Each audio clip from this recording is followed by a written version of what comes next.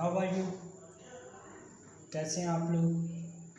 तो आज हम आपको क्लास 10th के प्रीवियस ईयर के क्वेश्चंस करवाने जा रहे हैं, जिसमें आपको एक अच्छे क्वेश्चंस देखने को मिलेंगे और 2020 से 2021 में जो भी बोर्ड में एक क्वेश्चंस आने वाले हैं कुछ इसी तरीके से रिलेटेड रहेंगे। जो क्वेश्चंस हम आपको करवाएंगे इसी टॉपिक से कुछ ना कुछ क्वेश्चंस ज़रूर आएंगे और कुछ इससे ज़्यादा टफ नहीं, बट इसी तरीके से क्वेश्चंस आएंगे ही। तो हम चलिए स्टार्ट करते हैं। क्वेश्चन नंबर फर्स्ट, जैसे कि देख रहे हैं इसमें 3 पार्ट्स होंगे, खंड का और खंड खा एंड खंड गा। तो आज हम आपको देखते हैं कितने क्वेश्चंस हो सकते हैं, जितने हो सकेंगे ज़्यादा से ज़्यादा क्वेश्चंस कराएंगे। तो चलिए स्टार्ट करते हैं। जैसे कि क्वेश्चन नंबर फर्स्ट में दिख रहा है आपको, दो संख्याओं का HCF 13 है तथा LCM क्या है 182 है। यदि एक संख्या 26 है तो दूसरी संख्या क्या होगी।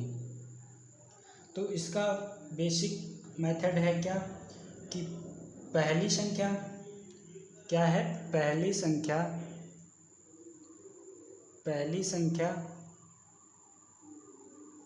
मल्टीप्लाई दूसरी संख्या इज इक्वल टू LCM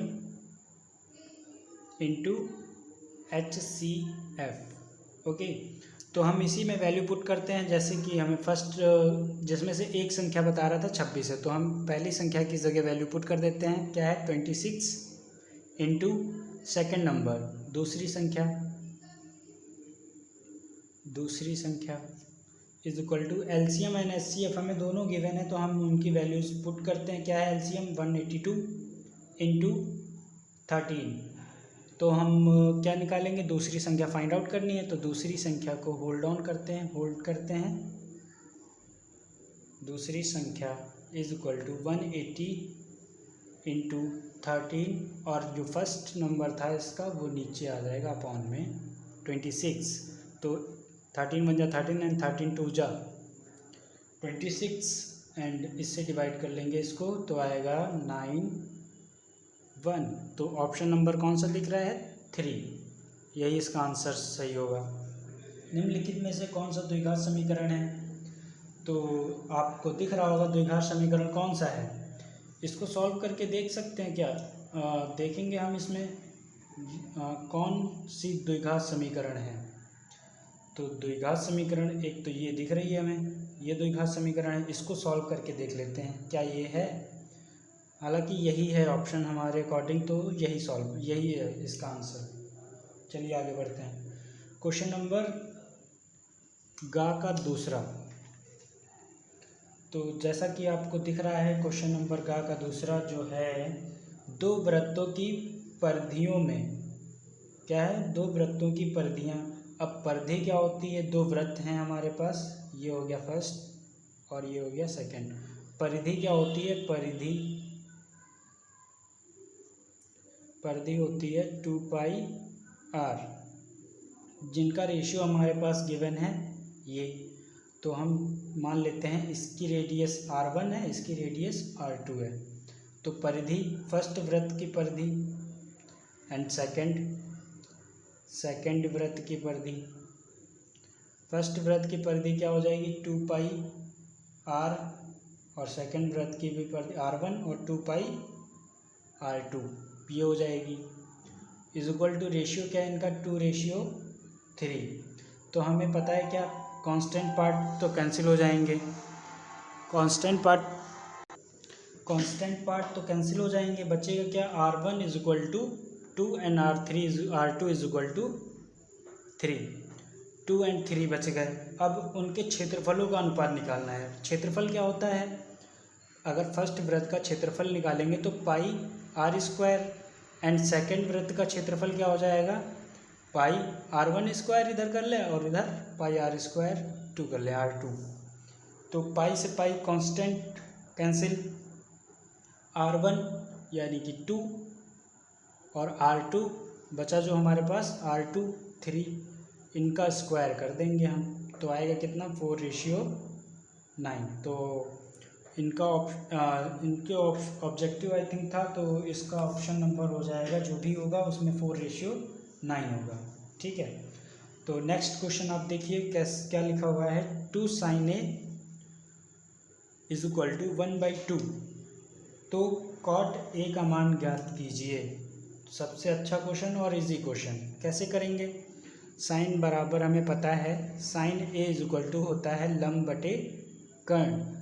वो मेथड आपको काफ़ी लोगों ने बताया होगा कि लंब लाल बटे कक्का, लाल बटे कक्का, लाल बटे कक्का। तो ये होता है sine A, cos A and tan A। तो इसी के अकॉर्डिंग हम देखेंगे लंब बटे कर्ण। जो फर्स्ट वाला फंक्शन है वो ऊपर वाला फंक्शन क्या हो जाएगा हमारा, जो ऊपर वाली न्यूमेरिक है वो हो जाएगी लंब और नीचे वाली वैल्यू हो जाएगी कर्ण। तो एक राइट एंगल ट्रायंगल बना लेते हैं जिसमें हमें लंब और कर्ण दोनों ही पता चल जाएगा। ABC, लंब क्या है हमारा 1 और कर्ण कितना है 2। तो हमें चाहिए क्या, कॉट चाहिए। अब हमें निकालनी पड़ेगी BC यानी कि आधार साइड चाहिए, आधार निकालनी है। तो आधार के लिए हम फॉर्मूला लगाते हैं, आधार का स्क्वायर = लंब का स्क्वायर प्लस माइनस कर्ण का स्क्वायर, कर्ण का स्क्वायर। आधार का स्क्वायर नहीं पता, वही हमें फाइंड आउट करना है। तो लेकिन लंब का पता है, लंब का हो जाएगा 1 का स्क्वायर माइनस कर्ण का स्क्वायर यानी कि 2 का स्क्वायर। लंब का स्क्वायर हो जाएगा हमारे पास, लंब का स्क्वायर हो जाएगा 1 एंड इसका हो जाएगा 4, माइनस करेंगे तो आएगा कितना 3। और यहाँ पर क्या बचा था, आधार का स्क्वायर। आधार का स्क्वायर हटाएंगे तो ये रूट में आ जाएगा, मीन्स आधार की वैल्यू कितनी आ गई √3। ओके, √3 आ गई है। तो अब हमें कॉट चाहिए, तो कॉट A = क्या हो जाएगा, कॉट A = tan का अपोजिट हो जाता है यानी कि आधार बटे लंब। और आधार इसमें क्या है √3 और लंब कितना है 1, मीन्स आएगा आंसर 3। यहाँ पर अच्छा एक चीज़ ध्यान दीजिए, एंगल A दिखा रहा था तो हमने यहाँ पर एंगल B कर दिया, जिससे एंगल A करना पड़ेगा ABC। अब ठीक है, ओके। तो आपने देखा ये क्वेश्चन कैसे इजी तरीके से सॉल्व हो गया। चलिए नेक्स्ट क्वेश्चन पे आते हैं। चलिए खंड 2, क्वेश्चन नंबर 2, सभी खंड कीजिए। इसमें क्या करना है, क्वेश्चन नंबर फर्स्ट इसका दिया हुआ, यदि किसी समांतर श्रेणी का सर्वांतर 5 है तो A18 और -A13 का मान क्या होगा। यानी कि जो नंबर ऑफ एक टर्म है जो A18 है और A13 का डिफरेंस क्या होगा, वैल्यू क्या होगी, वही फाइंड आउट करना है। तो इसे हम कैसे कर सकते हैं, हमें जैसे कि पता है कि सर्वांतर D, जिसको बोलते हैं D, सर्वांतर होता है D, सर्वांतर D से शो करते हैं। D = इतना गिवन है, D = 5 और हमें क्या दिया है A18 और A13 का फाइंड आउट करना है। तो A18 हमें पता है फॉर्मूला क्या होता है, AN = A + n-1 D। देखिए वीडियो को ज़्यादा लेंदी नहीं बनाना चाहते हैं क्योंकि इसमें टाइम ज़्यादा लग जाएगा और फॉर्मूला आई थिंक आप लोगों को फॉर्मूले पता ही होंगे, तो हम डायरेक्ट करने की कोशिश करेंगे। A18 n की जगह पर देखिए क्या है हमारे पास 18 है, तो A18 = A + n-1 D हमारे पास कितना है 5। ओके, हमने A18 निकाल लिया। अब हमें क्या निकालना है A13 भी क्या हो जाएगा A + n-1 D, D means 5। तो हम इसको सॉल्व करते हैं, देख रहे हैं हमारा A18 टर्म क्या आ रहा है A + 5n - 5 और यहाँ से देखेंगे इसकी वैल्यू क्या आएगी A + 5n - 5। तो क्या आएगा इसका आंसर, हम माइनस कर लेते हैं। क्या माइनस करने के लिए, क्वेश्चन हमें क्या माइनस करने के लिए कह रहा है, A18 माइनस A13, इन दोनों पदों को माइनस करना है। तो हम इसमें वैल्यू पुट कर लेते हैं। A18 की वैल्यू हमारे पास, यहाँ पर n की वैल्यू पुट आउट करनी पड़ेगी, सॉरी गलती हो गई, यहाँ पर क्या होगा 18 होगा, और यहाँ पर जब 18 है तो माइनस करेंगे, कितना बचेगा, 18 में से 1 जाएगा 17 इंटू 5, क्या हो जाएगा 17 इंटू 5, एज इट इज़ यहाँ भी होगा 13 में से 1 माइनस करेंगे तो 12 आएगा, 12 आएगा, तो यहाँ 13 माइनस 1 इज इक्वल टू 12, और 12 इंटू 5 तो a प्लस 60, और यहाँ पर कितना आएगा 18 5 जा कितना होगा 35, ये हो जाएगा 3 5 आ गया, a प्लस कितना बचेगा 85, ओके, ये 18 टर्म हो गया, माइनस a प्लस 60, ये आ गया हमारा 13 terms, a plus 85 minus a plus minus 60। तो हमने इसको सॉल्व कर लिया, ये ब्रैकेट ओपन हुआ तो प्लस माइनस हो गया, एंड माइनस प्लस कैंसिल हो जाएंगे। अब इसमें कितना बचेगा वो हमें निकालना है, तो ये आ जाएगा तुम्हारा 5, ओके 25, जो हमारा डिफरेंस होगा A18 टर्म का और A13 टर्म का, वो कितना होगा 25, यही हमारा क्या होगा आंसर होगा। नेक्स्ट देखिए, यदि दो समरूप त्रिभुज, अच्छा क्वेश्चन, एक और अच्छा क्वेश्चन, यदि दो समरूप त्रिभुज की संगत भुजाएं 2:3 के अनुपात में हैं तो उनके क्षेत्रफलों में अनुपात क्या होगा। तो दो समरूप त्रिभुज हैं, तो पहले समरूप त्रिभुज बना लेते हैं। जैसे ये ट्रायंगल हो गया ABC एंड दूसरा ट्रायंगल PQR, जो क्या है सिमिलर हैं, समरूप में सिमिलर हैं। तो इनकी साइडों का रेशियो दिया हुआ है। जैसे हम मान लेते हैं कोई भी साइड है AC अपॉन में PR, तो हमने इनका और इनका रेशियो मान लिया 2 ये है और ये 3 रेशियो है, तो इनका रेशियो है 2:3। उनके क्षेत्रफलों में अनुपात बताइए क्या होता है। तो समरूप त्रिभुज की प्रॉपर्टी आपको पता होगी कि समरूप त्रिभुज में क्या होता है, त्रिभुज ABC का क्षेत्रफल अपॉन, रेशियो बताना है इसलिए अपॉन में लिख लेंगे, त्रिभुज PQR का क्षेत्रफल बराबर होता है उनकी किसी भी भुजा के स्क्वायर के बराबर। जैसे AC स्क्वायर अपॉन में PR square, okay PR square, ये हो गया PR स्क्वायर।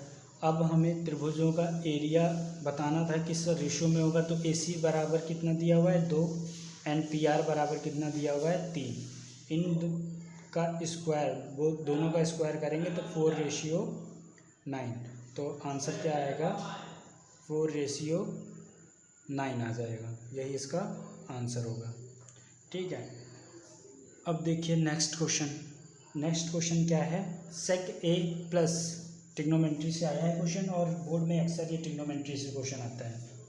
तो आपको ऐसे ही मैं बोर्ड के क्वेश्चंस, काफ़ी बोर्ड के एक्सपेक्टेड क्वेश्चंस भी लाता रहूँगा और सॉल्यूशन तो आपको हर क्वेश्चंस का कराएंगे, और साथ ही पुराने प्रीवियस ईयर के क्वेश्चंस भी लाऊंगा। तो इससे आपको क्या हो जाएगा, एक अंदाज़ा मिल जाएगा कि पेपर के क्वेश्चंस कैसे, कहाँ से, कौन से सब्जेक्ट, कौन से टॉपिक से बनते हैं, कौन सा टॉपिक इम्पॉर्टेंट है, उस टाइप से आपको थोड़ा सा नॉलेज हो जाएगा। तो आप उसी तरीके से, उसी टॉपिक से काफ़ी अच्छे से पढ़ेंगे।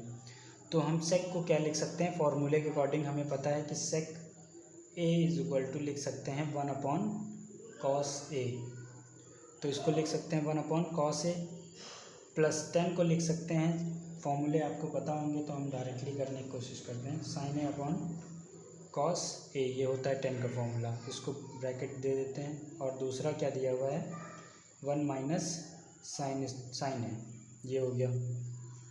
तो इसका एलसीएम क्या हो जाएगा कॉस ए, ऊपर क्या बचेगा 1 प्लस साइन ए इंटू 1 माइनस साइन ए। तो हमने देखा कि ऊपर बन गया क्या ए प्लस बी और ए माइनस बी, तो इसको हम ये फॉर्मूला होता है A square minus B square का, जो बनता क्या है A plus B and A minus B.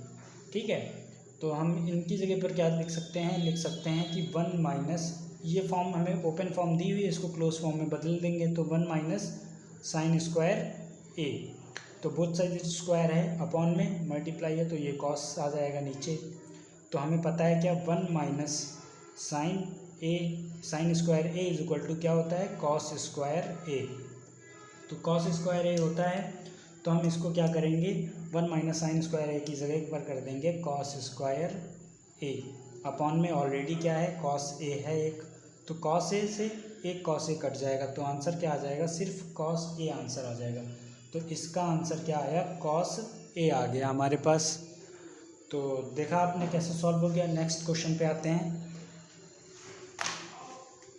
ये इजी क्वेश्चन है, इसमें ज़्यादा टेंशन लेने वाली बात नहीं है। जैसे इसमें बताना है कि किसी गेंदबाज द्वारा 10 क्रिकेट मैचों में लिए गए विकेटों की संख्या की सारणी निम्नवत है, जिसमें विकेटों की संख्या ये दी हुई है और क्या है क्रिकेट में मैचों की संख्या। तो इसमें इन आंकड़ों का बहुलक बताना है, तो सबसे ज़्यादा किसमें है, तो हमारा दिख रहा है किसमें है सबसे ज़्यादा 1 वाले में है, जो हमारा बहुलक होगा वो क्या होगा 3। इसमें देख रहे हैं हम जो इसके क्रिकेट में मैचों की संख्या जो है उसी की रिस्पेक्टली जो ऊपर वाली वैल्यू होती है वही 2 होगी। इसका आंसर क्या होगा 2 होगा।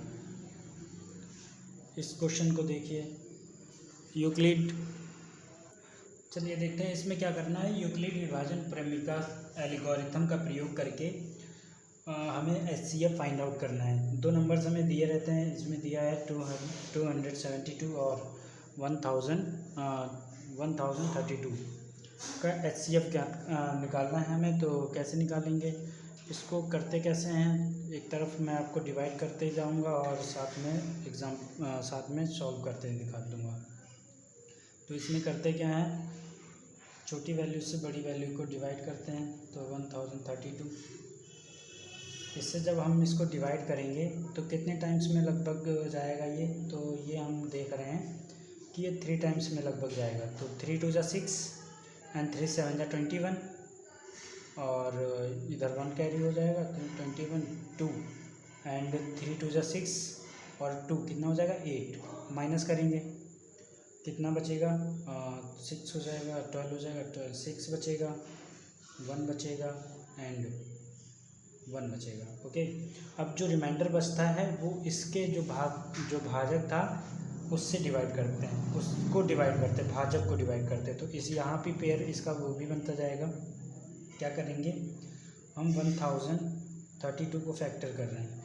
कैसे कर रहे हैं, ये हम कर रहे हैं 272 इंटू 3 प्लस कितना बच रहा है 116 ये बचा। अब हम इसको डिवाइड करेंगे 272 को डिवाइड करेंगे इसी नंबर से। तो हम देख रहे हैं कितनी टाइम्स में लगभग जाएगा 2 टाइम्स में।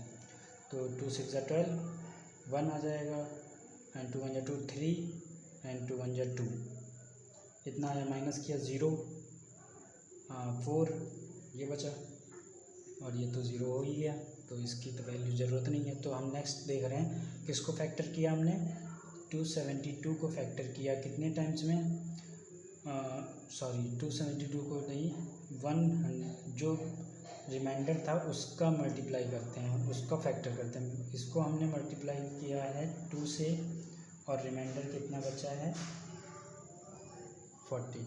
अगर हम इसको मल्टीप्लाई करके सॉल्व करें तो ये हमारा 1000 इतना बन जाएगा 32 और इसको सॉल्व करेंगे तो ये हमारा बन जाएगा 272। ठीक है, अब नेक्स्ट हमारा 40 बचा हुआ है। अब हम 40 का मल्टीप्लाई अब करेंगे क्या, 40 का मल्टीप्लाई 40 को 40 से डिवाइड करेंगे किसको 116 कितनी टाइम्स में जाएगा, अप्रॉक्स 2 टाइम्स में, तो कितना आएगा 80 आएगा, 80 आएगा। तो 80 आ जाएगा, तो हम देखेंगे 80 आएगा तो माइनस करेंगे, कितना बचेगा 36 बच गया। तो हम 116 को लाने के लिए क्या कर सकते हैं, 40 को 2 टाइम्स मल्टीप्लाई कर सकते हैं और प्लस रिमाइंडर कर सकते हैं 36 इज इक्वल टू आ जाएगा हमारा 116।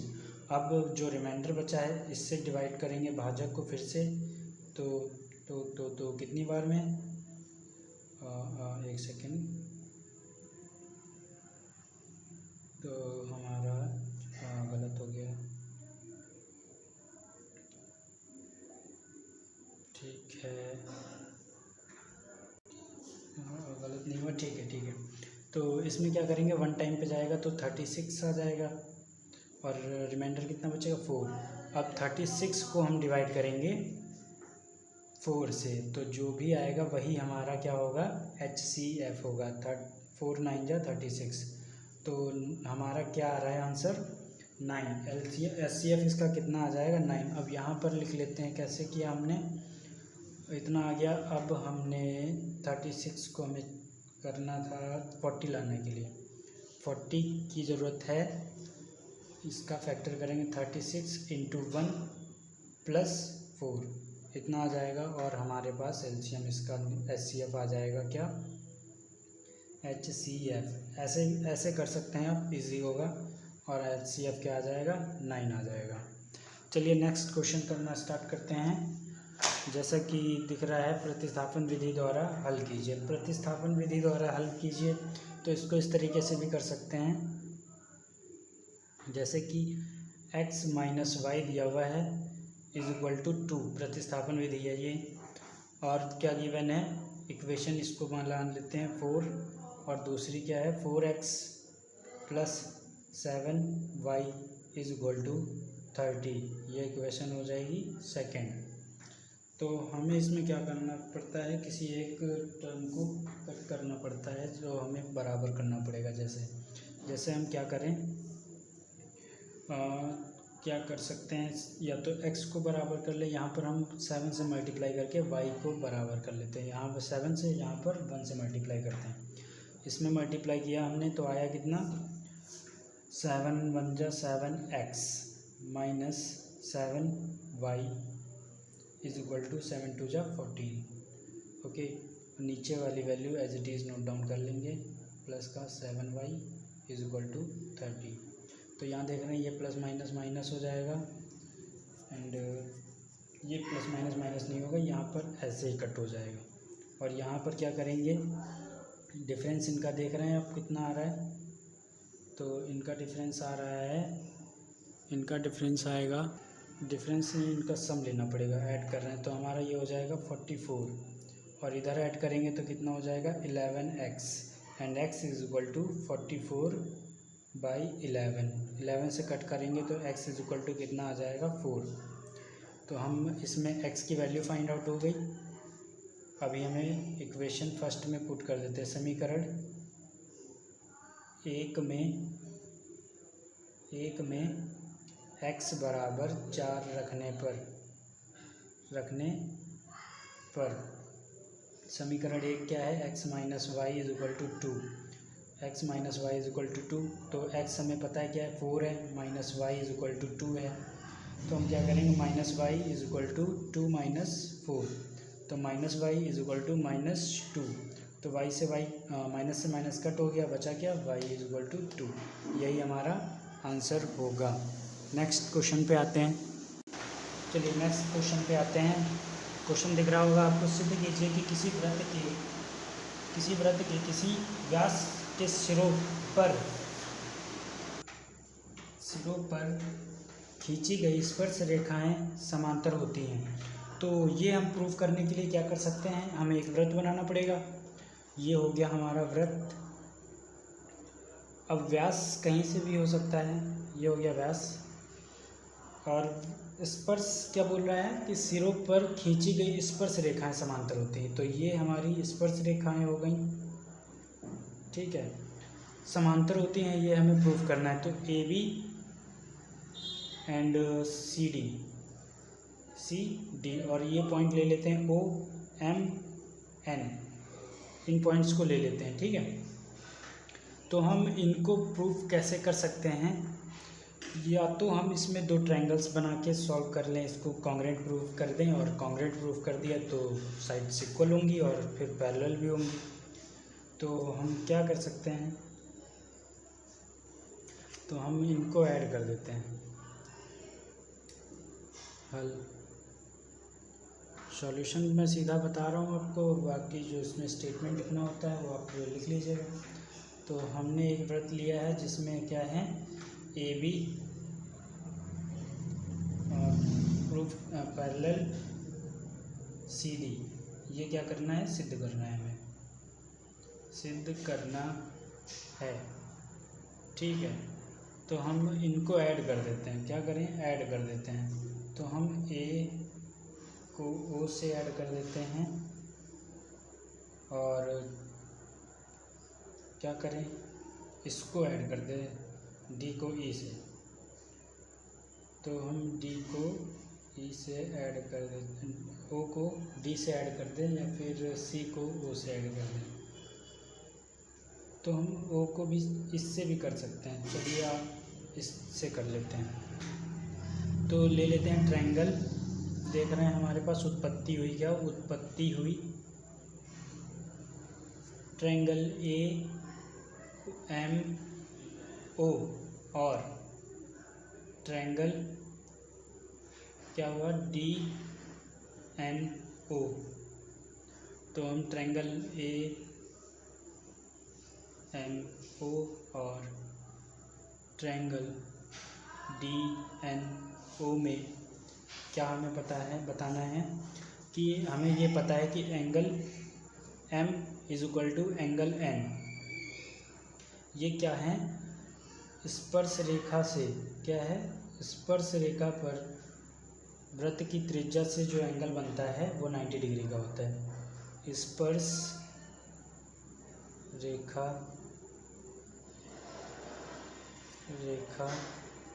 पर त्रिज्या द्वारा बना कोण, त्रिज्या द्वारा बना कोण 90 डिग्री का होता है, ये हमें पता है, ये हमने लिख लिया। ठीक है, अब और क्या पता है हमें, और हमें ये भी पता है कि O M is equal to O N, क्या है, प्रत्येक त्रिज्या है, क्या है, प्रत्येक त्रिज्या है। ठीक है, आगे हमें क्या पता है कि angle A is equal to angle D, ये क्या है, इन एंगल्स के नाम क्या है, ये क्या है, एकांतर कोण है, एकांतर कोण है, एकांतर कोण है। तो हमने 3 कंडीशंस बता दी, तो हमें बतानी होती है सिर्फ कॉन्ग्रुएंट के लिए 2 ही कंडीशंस, लेकिन हमने 3 बता दी। तो हमने देखा कि ट्रायंगल ए एम ओ क्या है, कॉन्ग्रुएंट है ट्रायंगल डी एन ओ। तब हम कह सकते हैं क्या, तब हम कह सकते हैं कि ए एम अपॉन में B M B is equal to है सी एन अपॉन में एन डी। तो हम कह सकते हैं कि ए बी पैरेलल है सी डी के, ये क्या हो गया, प्रूव हो गया। चलिए नेक्स्ट क्वेश्चन देखते हैं, चलिए स्टार्ट करते हैं क्वेश्चन। नेक्स्ट क्वेश्चन क्या है, मॉडल बनाने वाली मिट्टी से ऊंचाई 24 सेंटीमीटर और आधार की त्रिज्या से 6 सेंटीमीटर वाला एक शंकु बनाया गया है। एक बच्चे ने इसे क्या कर दिया, ऐसी तैसी कर दी, गोले के आधार में बदल दिया उसने, बहुत टैलेंटेड बच्चा था। गोले की त्रिज्या ज्ञात कीजिए। तो हमें क्या करना पड़ेगा, गोले की त्रिज्या ज्ञात करने के लिए पहले हमें चाहिए होगा एक शंकु। जो शंकु हमारा है उसकी हमें जो मेजरमेंट दी हुई है पहले वो हम उसको लिख लेंगे। ये हमारा शंकु है जिसमें क्या दिया हुआ है, जिसकी हाइट दी है 24 सेंटीमीटर, ओके, एंड त्रिज्या दी हुई है कितनी, 6 सेंटीमीटर। अभी जो भी दिया है अच्छा, इसमें हमें पता क्या है कि जब कोई भी शेप होता है, कोई भी दिया होता है, हमें शेप दिया हुआ, अगर इसको चेंज करके किसी भी दूसरी चीज़ में, दूसरी आकृति में इसे हम अगर दूसरे शेप में डालते हैं तो इनका वॉल्यूम बराबर होता है। क्या बराबर होता है, वॉल्यूम बराबर होता है। तो हमें ये पता है कि इनका वॉल्यूम बराबर होता है, तो इसको सॉल्व करेंगे। जैसे हमें पता है कि वॉल्यूम इसका क्या होता है, हमारे पास शंकु का वॉल्यूम होता है क्या, 1/3 पाई आर स्क्वायर एच। 1/3 आयतन जिसको बोलते हैं, आयतन बराबर 1/3 पाई आर स्क्वायर एच। तो ये हमें पता है पाई आर स्क्वायर एच, लेकिन हमारे पास है पाई आर स्क्वायर एच है। तो नेक्स्ट हमारे पास क्या दिया है, गोला। तो गोले का भी आयतन हमें पता होना चाहिए, जिसकी हमें त्रिज्या फाइंड आउट करनी है। यही क्वेश्चन मार्क है हमारा। तो हमें क्या पता है, हमें ये पता है कि इनका आयतन बराबर होता है। तो शंकु का आयतन क्या, शंकु का आयतन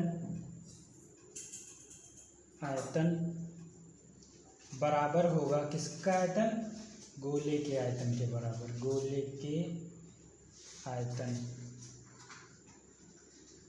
के बराबर होगा। तो शंकु का आयतन कितना है, शंकु का आयतन है 1/3 पाई आर स्क्वायर एच, एंड हमें गोले का आयतन दिया हो, हमें पता है क्या होता है गोले का आयतन, 4/3 पाई आर क्यूब, ओके। तो हम इसको सॉल्व करते हैं। देख रहे हैं हमारा अपॉन डिनोमिनेटर दोनों का सेम है, तो ऐसे कट कर दो, एंड पाई से पाई कट हो जाएगा। आर की वैल्यू हमें इसमें दी हुई है कितनी, 6 सेंटीमीटर। तो 6 आर की वैल्यू पुट अप करते हैं, तो 6 का होल स्क्वायर इंटू एच हमें 24 दिया हुआ है, यही तो हाइट होती है। ये क्या है, इसकी हाइट है एच, और ये स्लैंट हाइट होती है एल। लेकिन स्लैंट हाइट की हमें ज़रूरत नहीं है, क्योंकि शंकु का वक्र प्रश्न पूछ नहीं रहा, नहीं तो पाई आर लगा के हम निकाल लेते। तो हमें क्या बताया गया है, जो भी बताया गया उसके अकॉर्डिंग हमें बताया गया है कि इसमें हमें दिया है, और इसमें बचा क्या, 4 इंटू आर क्यूब बच गया है भाई साहब। इसको इंटू करेंगे 6 into 6 into 2 into 24 is equal to, ये क्या होगा, 4 इंटू आर क्यूब। तो हम देख रहे हैं कि 6 इंटू 6 इंटू 24, और ये मल्टीप्लाई में है तो कहाँ पर आ जाएगा, डिवाइड में, डिवाइज़र हो जाएगा इसका, और ये आर क्यूब। 4 से हम इसको काट लेंगे 6 टाइम पे, तो देख रहे हैं हम कि r इज इक्वल टू, अच्छा r इक्वल लगा लेंगे और इस रूट क्यूब को हम ऐसे चेंज कर लेंगे। तो यहाँ पर बचेंगे क्या, 6 इंटू 6 इंटू 6। आई होप इतनी बात समझ में आ गई होगी। तो इसमें से एक कॉमन हो जाएगा, क्या आएगा, 6 सेंटीमीटर। तो गोले की त्रिज्या क्या हो जाएगी, गोले की त्रिज्या is equal to 6 centimetre, okay. चलिए नेक्स्ट क्वेश्चन पे आते हैं। चलिए नेक्स्ट क्वेश्चन स्टार्ट करते हैं। दिए गए चित्र में यदि पी क्यू पैरेलल है आर एस के, तो सिद्ध कीजिए कि triangle P O Q and similar है ट्रायंगल एस ओ आर के। तो लेट्स स्टार्ट करते हैं। कैसे करेंगे, हमें शेप दिया हुआ है। अच्छा, इसमें आपको बस एंगल्स के बारे में थोड़ा सा पता होना चाहिए और आप इजीली इसको प्रूव कर लेंगे। तो जैसे कि हमें दिया हुआ है ट्रायंगल, हम ले लेते हैं ट्रायंगल, क्या, triangle P O Q and और आर ओ एस में। तो हमें पता है क्या, जो पता है पहले वही इजी करते हैं। जैसे angle O is equal to angle O, ये क्या है, ये क्या है भाई, विपरीत कोण है, विपरीत कोण, opposite angle. And angle P is equal to angle S, ये क्या है, एकांतर कोण, एकांतर कोण। और angle R is equal to angle Q, ये भी क्या है, एकांतर कोण है। तो हम इतना बता दिए, हमने इतना शो कर दिया है, तो हम अब कह सकते हैं कि triangle P O Q similar triangle R O S. कैसे, angle angle angle angle angle angle property से हमने प्रूव कर दिया। ओके, चलिए नेक्स्ट क्वेश्चन, चलिए स्टार्ट करते हैं। देख रहे हैं दूसरा क्वेश्चन, एक घड़ी की मिनट की सुई जिसकी लंबाई कितनी है, 14 सेंटीमीटर है। इस सुई द्वारा 5 मिनट में रचित क्षेत्रफल निकालना है। तो घड़ी हमारे पास ये हो गई घड़ी, ठीक है। इसकी सुई की लंबाई, जो मिनट वाली सुई है, वो 14 सेंटीमीटर लंबी है, ठीक है। और 5 मिनट में ट्रैवल करेगी, तो 5 मिनट में कुछ इतना मान लेते हैं ट्रैवल करती है।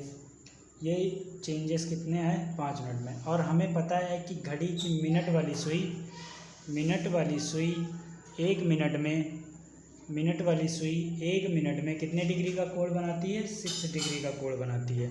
तो 5 मिनट में कितने डिग्री का कोण बनाएगी, 1 मिनट में 5 मिनट का इंटू कर देंगे तो 5 मिनट हो जाएगा, और 6 × 5 इधर भी हो जाएगा। तो कितने डिग्री का कोण बनाएगी, 30 डिग्री का। तो 5 मिनट में कितने डिग्री का कोण बनाएगी, 30 डिग्री। तो ये एंगल कितना बन गया, 30 डिग्री। और इसी का एरिया निकालना है हमें, तो हम ले लेते हैं क्या, हमें फॉर्मूला पता है क्या, मान लेते हैं ए बी और ओ। तो ट्रायंगल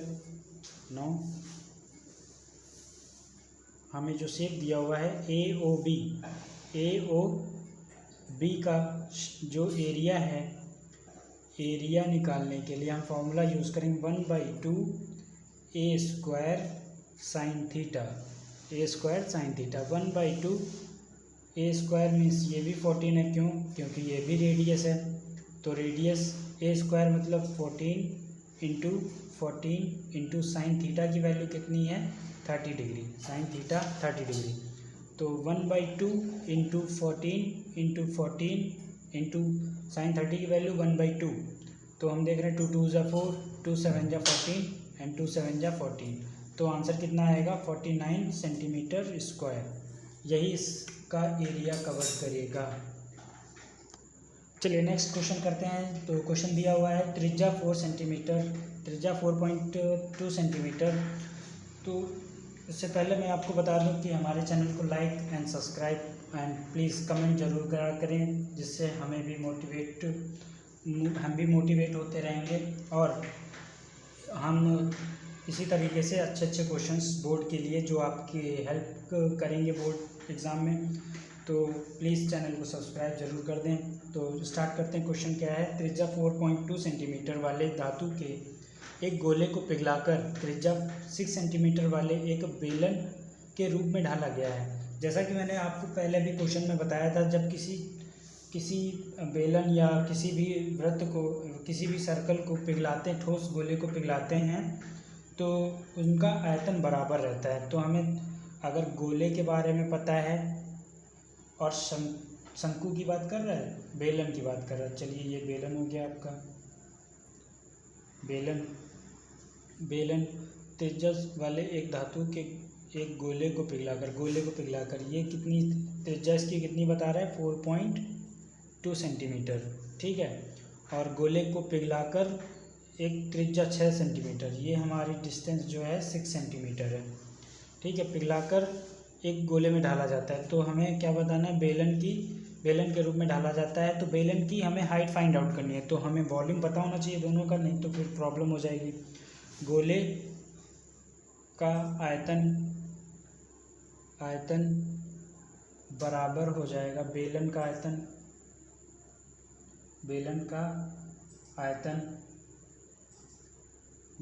आयतन, ओके।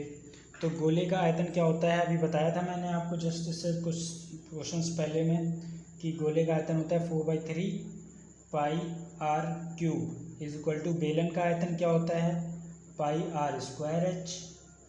तो 4/3 पाई से तो पाई कैंसिल हो जाएगा, और कुछ हमें दिया जो है वैल्यू पुट करते हैं। 4/3 इंटू इसकी क्या थी, त्रिज्या कितनी थी, 4.2 का whole cube is equal to, इसकी त्रिज्या कितनी थी 6 का स्क्वायर इंटू एच ही तो हमें फाइंड करना है। तो एच इज इक्वल टू क्या हो जाएगा 4/3 इंटू 4.2 इंटू 4.2 इंटू 4.2 कितने टाइम्स 3 टाइम्स अपॉन में 6 इंटू 6, यही हो जाएगा। अब क्या करें, पॉइंट हटा लेते हैं, 1 0 नीचे, पॉइंट हटा लेते हैं, 1 0 नीचे, ये हो जाएगा कितना 6 7 जा एंड 6 7 जा, ओके। एंड इसको भी हटा लेते हैं तो ये भी आ जाएगा नीचे इतना। तो बचेगा क्या हमारे पास इंटू 7/10 इंटू 7/10 इंटू 42/10। तो इसको भी कट कर लें, 3 1 जा 3, 3 4 जा 12। अब हमें मल्टीप्लाई करके ही बस आंसर हमें रख देना है। तो हमें पता है क्या 7 7 जा 49, मल्टीप्लाई कर लेते हैं, 7 7 जा 49 एंड 14 मल्टीप्लाई करेंगे 14 का तो हो जाए 36 19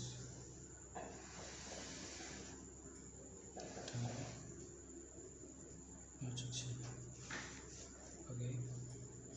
ये हो गया हमारा 686। अभी 4 से मल्टीप्लाई कर लेंगे इसको,